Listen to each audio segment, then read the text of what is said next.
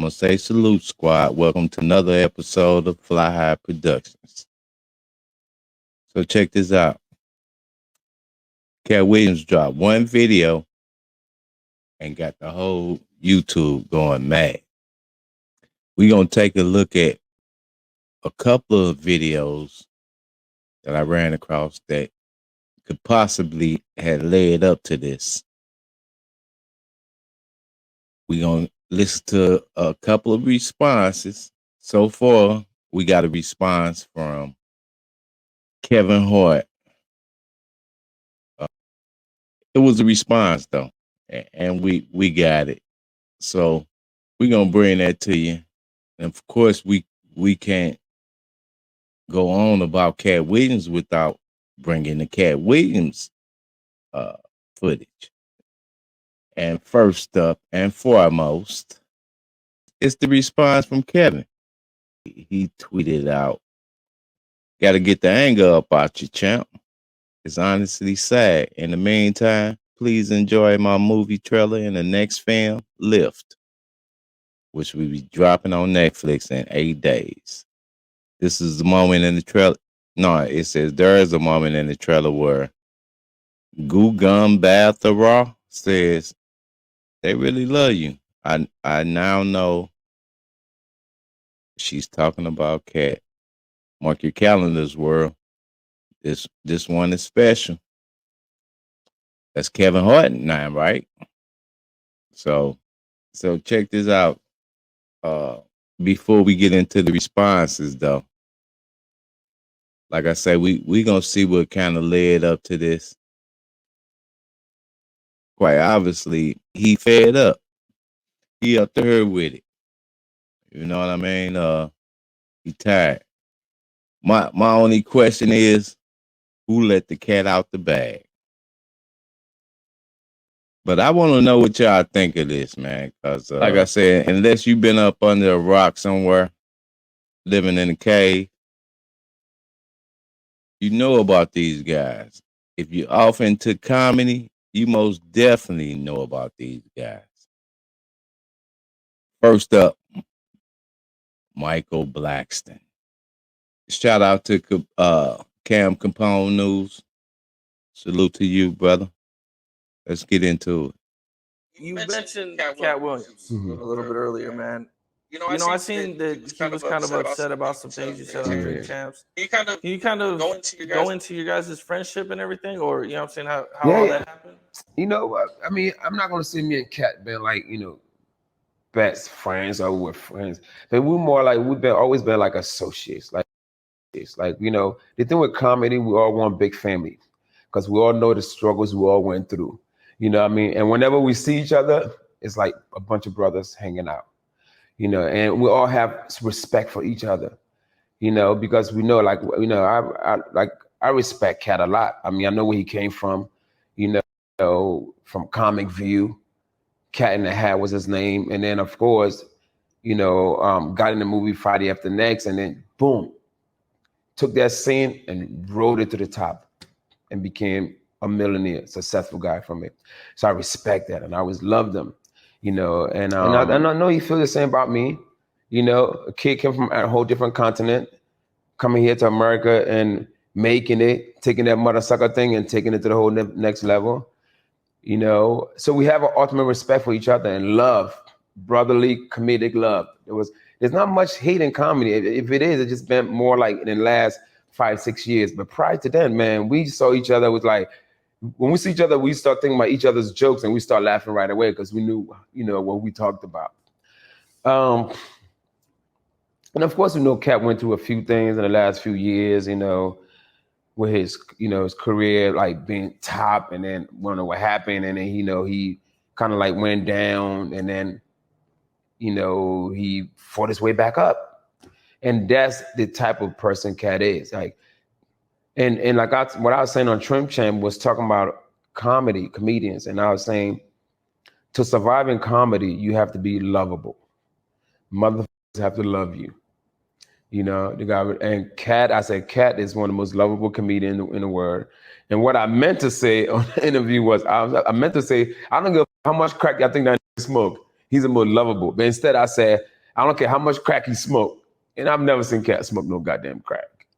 You know, but I was hoping he wasn't going to take it personal, because even Noriega hit me up after that whole thing came out about me mentioning Katt.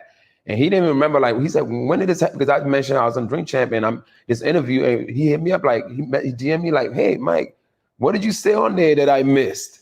That's how much that's how much of a love, I was saying, that's how you know I wasn't even insulting this guy. It was more giving him his props.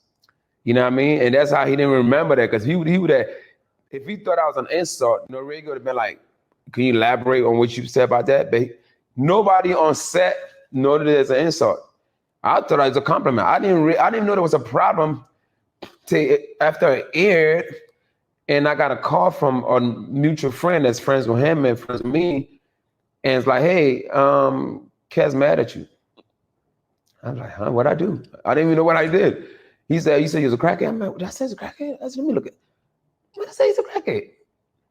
I'm like, oh, maybe I said something similar to that. And I didn't even pay no attention to it. I didn't even go back to watch an interview. One thing I don't do, Mike, I don't watch my own interviews. I'm not gonna watch it. I don't watch my own for some reason, right? So, you know, when I brought it, and mind you, I noticed, I knew he had a problem then because he was leaving kind of like subliminal messages under my post, you know, and creating tension. So I remember one time I posted, it was Martin Luther King holiday, and you know me, I'm all about joke. I joke on everybody. I joke on the Lord, God forgive me. I joke on the president. I joke on everybody. Get it? And I remember I said a joke about, you know, because somebody told me, I had no idea that at one point Martin Luther King like had a little white side chick or something, or he slept with a white girl. Something happened with a white girl. And I'm like, damn, Martin King, that's how you do it. The best with a white man, a white woman, something like that, right? Because I go hard in the paint. And when I said that, Katt made a comment on my post saying, what do you call me? What's the word I'm looking for? He said, right? What I did, but then before I even delete that, because I didn't want people to think that me and him was beefing. You know what I mean? Because that's how much love I have for this guy. I'm like, I'm not gonna create into nothing out of this, right? I was like, right before I deleted it, it's already got screenshot. And then I think it got screenshot by, I think, DL Hughley. And then he posted it and, you know, posted my message and posted Katt's word. And then, that's what DL does. He posts something like, what do y'all think, right? And then it become like a freaking viral, and it's virals, and it started to go around, right? Right before, because you know, in black people, you black people feel like you do something wrong. They're ready to get at your head. But right before they was about to get in my head about me making this comment about the great king, my best friend dies. So as soon as my best friend, Chinese best friend, I don't know if you're familiar with this guy. He was like my co-host on my podcast. He was my best friend. I met him like 4 or 5 years ago, became best friend instantly. Passed from COVID. And since he died, that whole thing died down with it. Just like, you know what, everything it just went away.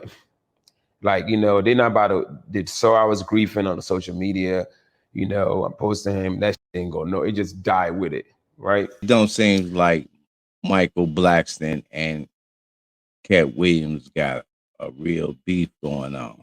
We got Sid in the building, right? Yeah, it says, Sid the Entertainer Cat Attack. To all my peoples hitting me up about Katt Williams commentary, I say no, sir. That joke has roots tied into so many of my other jokes. To know me is to know that most of my jokes is very similar animated. Characters, acted out sense of humor. I've have jokes stolen. I've had similar premises to other as well, but that joke has DNA that over 30 years was said, tweeted it, right? But we gonna hear what he had to say. Katt Williams thing one time, man. I saw people on there really commenting about that. Look, I have no idea what this brother is talking about. That joke is over 30 years old, close to 30-something years old. I did the Kings of Comedy in 1999. Probably had been doing that joke 6, 7 years before that. I don't even know if Katt was doing comedy then. So, again, he's a talented brother. I have no idea what he's talking about. I've never seen Katt do a space shuttle joke. So, there may be something that he believes is true. I've written a lot of jokes. I've had a lot of comedians steal my jokes as well. So I understand if you feel, slighted by that, but that's my joke. That's my joke, dog. Driving a space shuttle to the moon, cigarette, cutie pie rocking in the background, parallel parking the space shuttle. It's my joke, dog. So that's what I believe it to be. So, all right. We gonna get to the bottom of this. And, really the only reason this is my thing, man. When did men start speaking on each other like this? In every interview. I need some brothers who allegedly well off should be comfortable in the space that they in. They should be. I don't know whether they are or not. But check this out. We're going to keep it moving. And we heard from Michael Blacken. We seen Kevin Hart's response. And we've also heard from Said the Entertainer. Now we're going to hear from Ricky. Welcome to Fly High Productions with Mr. Follow Up. Salute. Hit the like button. Consider subscribing. Share the video if you would. Before we go any farther, I'm gonna give y'all a minute, man. Hit that like button. All right, y'all hit that like button. Let's go. The Katt Williams made. Whatever. I can't speak on behalf of the other comedians, but the only thing I can speak for is myself. Katt made some comments on Shannon Sharp's show about when I was on Shannon Sharp was telling him the story of some of the behind the scenes from Friday After Next. Let's start with that.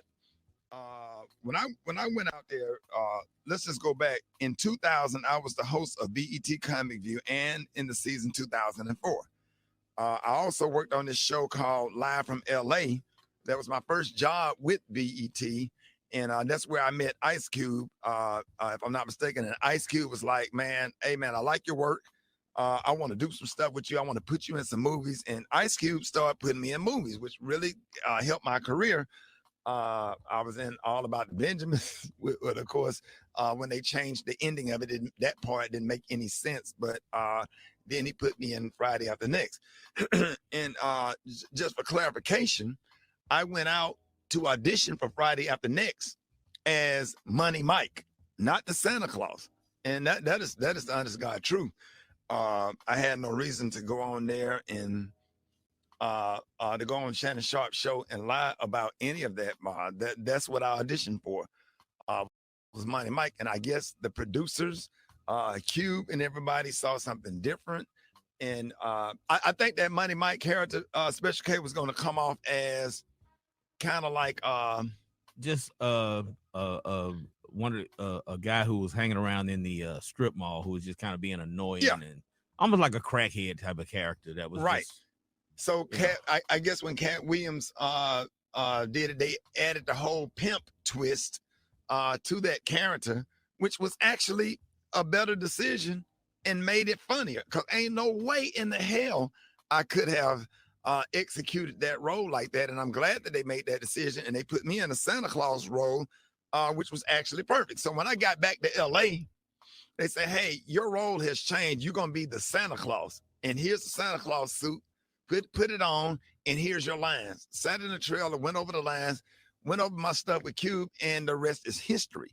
Had no reason. I just want to clarify that. Had no reason to lie about that. As a matter of fact, my manager at the time, Gary Abdo, who is still one of my best friends, who also helped start my career, and he's the owner of the Atlanta Comedy Theater in Atlanta. We got him on the phone. Just to clarify, Gary Abdo, good morning. Good morning, Richard. How are you, my friend? Oh, I'm good, man. Just for clarification, you know, you was my manager at the time. We went to LA together for the audition. Cube wanted to see us. What is your version? Yeah, well, you know, we're old, and that was 23 years ago. So, you know, our memories are what our memories are. You went out, you auditioned, they wanted you to play Money Mike. That was the sides that they had sent. The sides are the portion of the script for the part they want you to play. Those were the sides they sent. That was the audition you did. They said, great, we want you to play this role. My recollection is you had to go back and read for the execs from the studio one final time. And the night before that, we got different sides, and they said, no, we want you to play this role. And we didn't understand it. You know, we really were under the impression, well, you had the role as Money Mike, but then all of a sudden they switched it up. Now we understand why. Katt came in, blew them away. He's an incredible performer. That was probably one of the most iconic breakout parts in movie history. I mean, that was literally Katt's first movie. You know, Friday was not Chris Tucker's first movie. Next Friday was not Mike Epps' first movie. For that to have been Katt Williams' first movie, and he exploded. I mean, that literally made him an iconic touring comedian, one of the biggest to do it in this generation. And, you know, the rest, as they say, was history. But, yeah, absolutely, without a doubt, you were auditioning for Money Mike. We were told you had the role, and then that switched up overnight. And I'm glad I ended up being the Santa Claus, because that role was iconic and not as funny as his. I like the pimp. I personally like the pimp better, but the Santa Claus role was just perfect for me. At the time, I was skinny and could run fast. So me personally, that's one of my favorite movies, and the roles fit the characters perfect. You have a great product here, and as a fan base, we love the attention that you spend on the guests. We love how much work you've done, how well you know them, how prepared you are. The same things that we liked about you in football. You brought that on over to here, and that's why it resonates. And the reason I had to come is because you've made a safe place for the truth to be told. You know what I mean? Thank you. I appreciate and that. I have watched all of these lowbrow comedians come here and disrespect you in your face and tell you straight up lies. I'm talking about things that have never been heard in all of Black Hollywood. They feel comfortable sitting here and lying to you about it. You gonna set the record straight? Are you kidding me? You let Ricky Smiley sit here and you said out that mouth, you stole Friday After Next, the one I was in. I wish all of America fumbled a bit when that happened. And then he said some stuff that we haven't heard in 100 years in Hollywood. You ain't say nothing. This man told you he had Katt Williams' role. He was going to be Money Mike. Wait. And Katt Williams was going to be the Santa Claus. Now three quick points. You mean in Hollywood they cast a 5'5" black Santa Claus that weigh 145 pounds? That's your story. Your story is the Ricky Smiley that couldn't even do curse words because was gonna play the pimp. Why you didn't ask him why has he played a woman in more movies than he's played a man? Well, I didn't know he shouldn't be able. You wouldn't let a athlete that been on steroids talk about one of the greats. Ricky Smiley can't act because Ricky Smiley can't act. He told you the story about when the movie came out. Where did he say he watched it? At home. He wasn't even at the premiere. You telling this man you stole that. Oh, so he could get his name in the same sentence with a great one. It is sad. He was just that bitter when we were shooting it. He told everybody, it should have been my role. Everybody on the scene. Why do you think no cast member has ever said anything? He couldn't have played that role like you. I thought he Sir, no one, why no? He was with KD. He beat up Terry Crews. Why nobody know this story? You talking about in Hollywood, they switched off roles. You take this and what? So Ricky Smiley knows this. And I don't know why he would lose a child and come on the air and start lying. That's why people believe in rituals right there. Is because, well, why would he lie? I don't know why liars lie. But I can tell you this. We auditioned in Los Angeles. Yes. I was audition number 201. 200 black comedians auditioned for the role of Money Mike with me. You're saying all 201 of us was auditioning and you had already had the role and had already shot the role in 4 days? The truth of the matter is, the Money Mike in the original script got raped in the bathroom. And that's what Ricky Smiley was okay with. Katt Williams had to take the risk in front of the studios and the cast and our powers that be in his very first movie and say respectfully, humbly, guys, if we're talking about anything else, I have no credibility and I have no pull. But we're talking about comedy, right, where I have all the credibility and all the pull. The problem with Friday After Next is we're trying to make a classic comedy. And this comedy involves a rape. And rape is never funny, no matter who it happens to or what the circumstances are. If you would allow me to allow us to do this movie without a black man getting raped in it, I promise you that it will be twice as funny as it would be with him getting raped. So considering that's the real story, why would you bring up that story? 35 members of the cast and crew have never brought up that Ricky Smiley was going to play Money Mike. No one ever saw me put on a Santa Claus suit. We got a wardrobe department. They made a Santa Claus suit for me. Why that wasn't in the bloopers? Why? And here's the other thing. Now I already know that I'm going to be funnier than you. What he told everybody was Katt Williams, and don't nobody know who he is. I'm on the radio. I'm with Steve and Said. Everybody know me. That's what he told everybody that would listen to on the set. That's the truth of the matter. He was so egregious, not now, then. He was so egregious that, and Hollywood has never heard this in 100 years. He was so egregious, I put in my contract that I won't work with Ricky Smiley again unless he's in a dress. Now, what was Ricky Smiley's next movie? Was it First Sunday? Did he wear a dress in it? You bet he did. It's in my contract. Why would you put that in your contract, Katt? That's where he's a believable actor. Him and Tyler Perry can't play a man to save their life. They play good women. And I believe that the best actor should be in the best role. So that's why, because when we released that clip and he said that, you responded because he said he was supposed to play Money Mike and you were supposed to play Santa Claus. An outright lie. So that he knows is a lie. So why would he say it? Because he's a liar. Nobody knows why liars lie.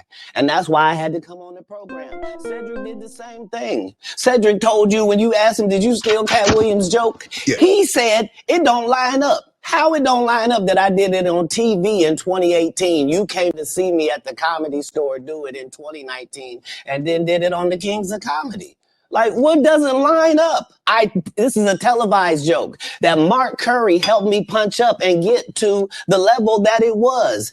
The same Steve that went to go watch Mark Curry do his whole sitcom and then stole everything Mark Curry had. Now Steve got a sitcom where he the principal and he wear a suit and then he gets this high top fade, making all black men think he got the best lineup in the business. And it's a man unit. Then you ask it, why you not a movie star? I didn't want to be a movie star. This the same Negro that hated on Bernie with this same thing. I didn't want to be a movie star. No, you couldn't be a movie star. There are 30,000 new scripts in Hollywood every year. Not one of them asks for a country bumpkin black dude that can't talk good, baby, and look like Mr. Potato Head. There ain't none. You would have to have range. I played a lot of characters, 60 movie roles. I'm not playing Katt Williams in there. I don't know, Katt. We might not let you drink anymore the way I mean, we ain't even got. I'm not fueled by alcohol. I've had a sip, less than you. The truth don't need motivation. I'm just saying I can't let these dudes lie. Cedric's sitting here telling you why he ain't a movie star. He over here look like a walrus. You didn't say nothing. He can't even get his arms off his stomach sitting over here. Why I'm not a movie star. What? It's a situation. He never wrote anything. Remember, when Cedric the Entertainer starts, he's supposed to be singing, dancing, and telling jokes. That's why he's called the Entertainer. Right. We found out he can't sing, can't dance, and doesn't write jokes. He did 4 comedy specials. They're so bad, Shannon, they're not available on Netflix or Tubi. Can I say that again for the audience? They're so bad that they're not available on Netflix or Tubi. You don't think Sam's a good comedian? The world doesn't think that, sir. I have 12 comedy specials. He has 4 specials that are not available on Netflix or Tubi. It seems to me, Katt, that you had a lot to get off your chest. No. You wanted to set the record straight. Winners are not allowed to allow losers to rewrite history. I don't say any of these things if my name is not breached by these people on your platform. If you give a liar a platform to lie, then I'm not being messy by saying, hold on, that never happened. It's untrue. And there are hundreds of witnesses for each thing I'm saying. So let me ask you this. What is your relationship with Steve Harvey, Ricky Smiley, and Cedric the Entertainer as you sit here currently? For 30 years, they're a group. These aren't 3 random guys. The way that Ricky Smiley kept appearing at all of my auditions is because of Steven said he would tell anybody that, listen, they got a gang on that side. They know what it is.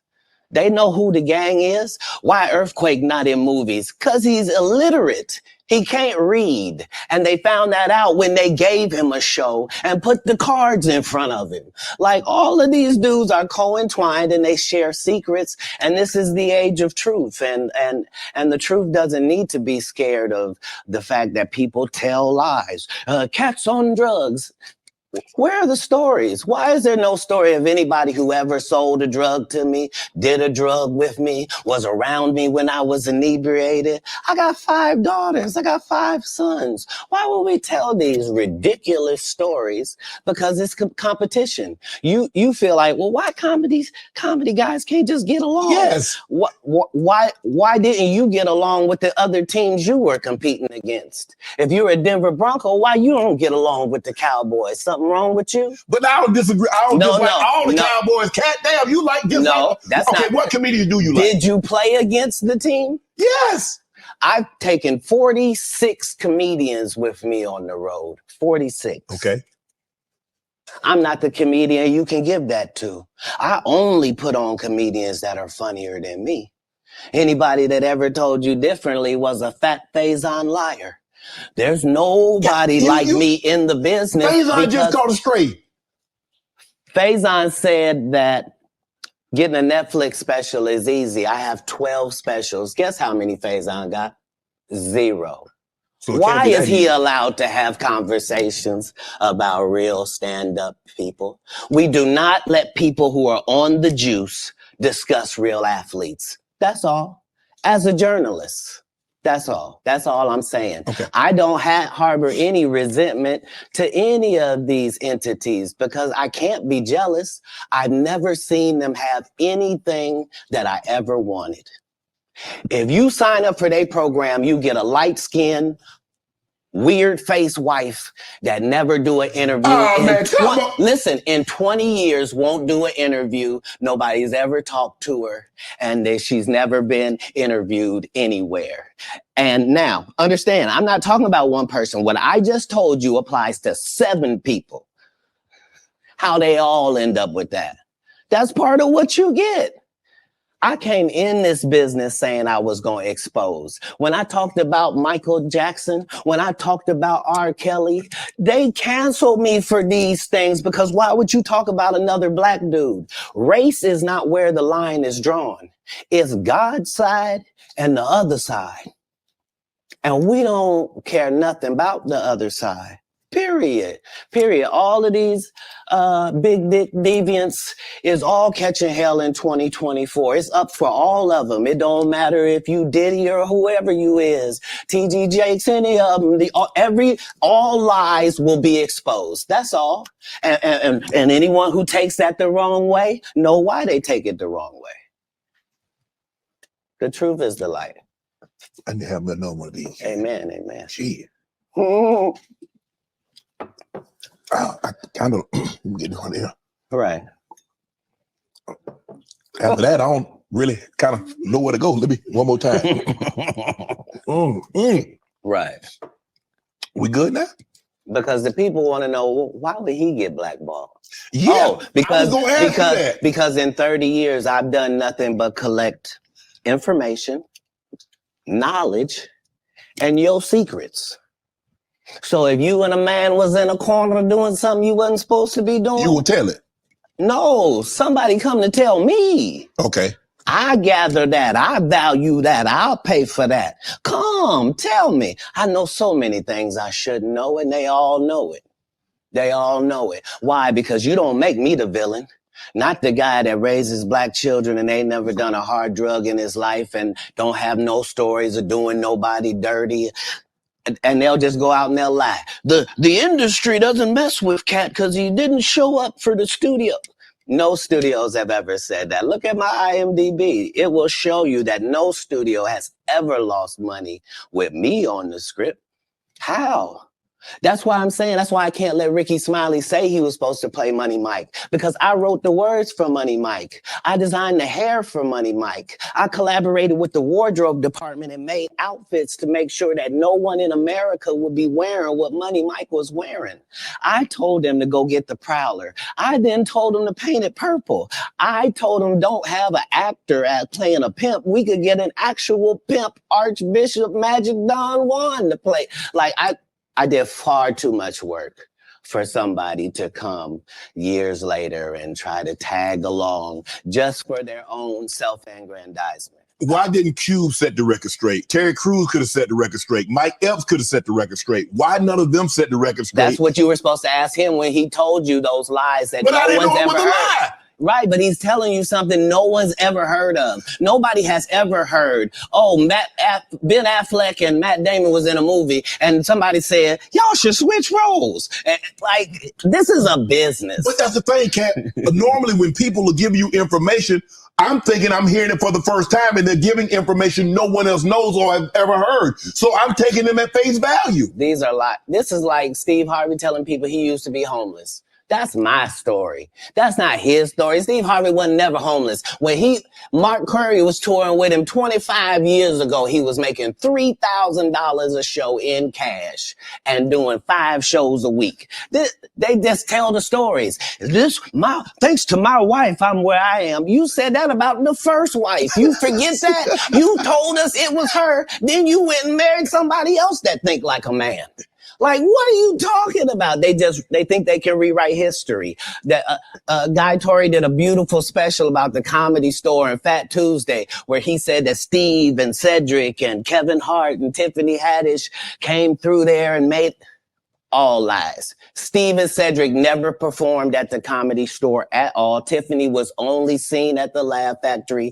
In 15 years in Hollywood, no one in Hollywood has a memory of going to a sold-out Kevin Hart show, there being a line for him ever getting a standing ovation at any comedy club. He already had his deals when he got here. Have we heard of a comedian that came to L.A. and in his first year in L.A., he had his own sitcom on network television and had his own movie called Soul Plane that he was leading? No, we've never heard of that before that person or since that person. What do you think a plant is? Maybe people don't understand the definitions of these words.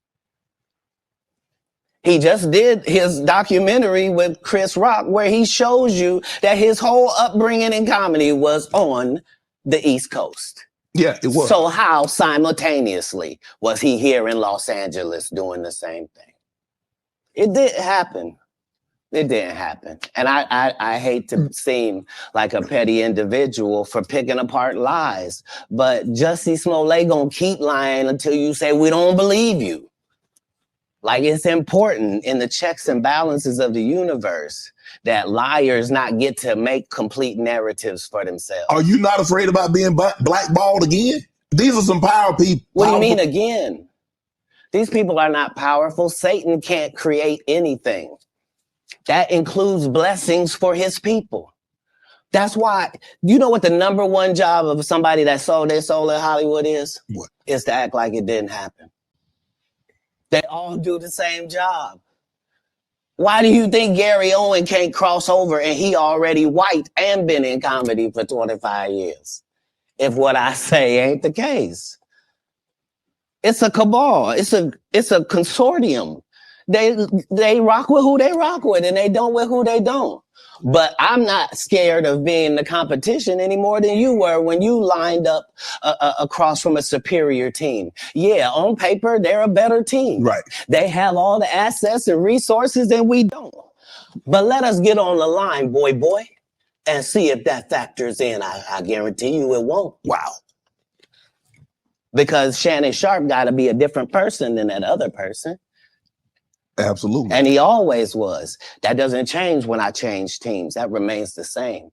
That's how a legacy is built. So all of these shortcut takers, they canceled me for talking about Harvey Weinstein before the thing came out, but he offered to suck my penis in front of all my people at my agency. What am I supposed to do?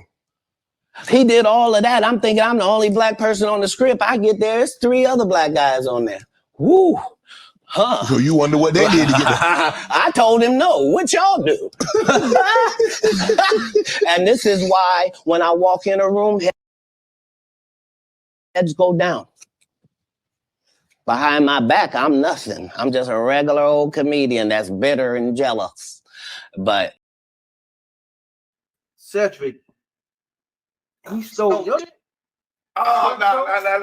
Let me get Because I'm hearing... Now, like Cedric, my partner, we love Cedric, right? So he let salute to MREC TV. When we first started doing comedy, me and Katt, right? We was too young just to say niggas. You couldn't really steal our shit because we were not to steal from. We was just like, now do we do the same joke? Yeah, but not to say he stole it. I ain't gonna say that, but this what happened, right? Yeah. I'm lost. I always say he stole it because at the time, right? I just remember Katt called me from the theater, right? Okay. He like, I'm gonna kill that nigga Cedric. I said, why? He said, nigga, I'm at the theater right now, and the nigga is doing my joke. I'm like, nigga, you bullshit. I said, the joke when you in the car, and the music's so loud that you can't hear the engine turn off. He said, nigga, yes. I said, Katt. He said, now I'm going to the improv, my nigga. I'm going to that nigga. I said, Katt, listen to me. I said, listen careful. That's a blessing. I said, nigga, everybody gonna know who you is. That nigga Cedric finna put you on. He probably finna get you some money. Nigga, humble that, take that. It ain't like he stole it. It's like the nigga embracing you. Nigga, that's you pay homage. I said, nigga, you young, nigga, we finna be on. I looked at it from that point, right? Katt, like, nigga, I'm glad you feel that way, nigga, because he's storing your shit too. That